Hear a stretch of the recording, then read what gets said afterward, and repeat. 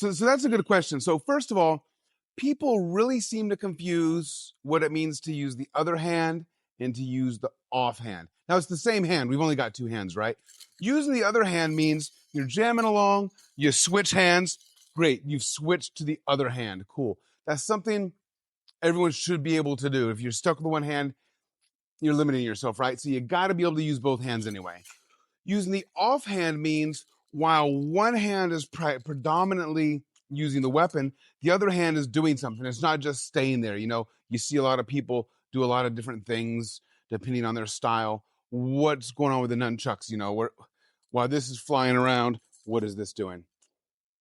Using the offhand, it should be out here doing something. Is there some defense, right? Is there some controlling the opponent? Remember, this is a short range weapon, so there's times we're going to be getting in close, right? Or are we using this hand to enhance what the weapon hand is doing? Here's a good example. What does everybody know? Everybody who's ever seen a Bruce Lee movie, ever done nunchucks, has probably done this move, right? It's kind of a staple. You pinch, you pull a little bit of tension, you release, and you snap it out. Easy. Everybody does that. But they don't do it as well as they could if they would just incorporate the offhand, use this hand to enhance it. Here's what I mean. As this comes out, use this hand to gently give it a nice little guide.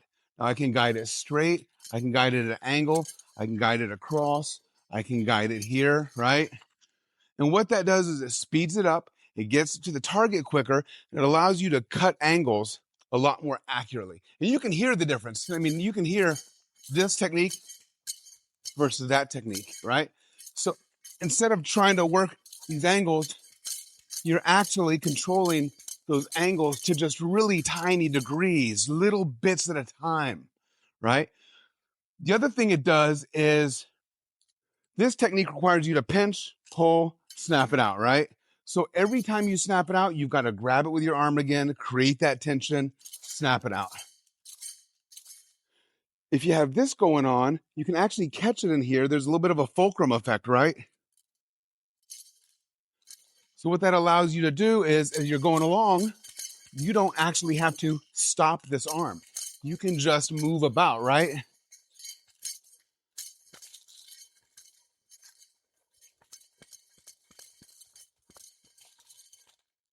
So it gives you a lot more versatility, more accuracy, more speed. It's a lot more dynamic just by incorporating the offhand just a little bit.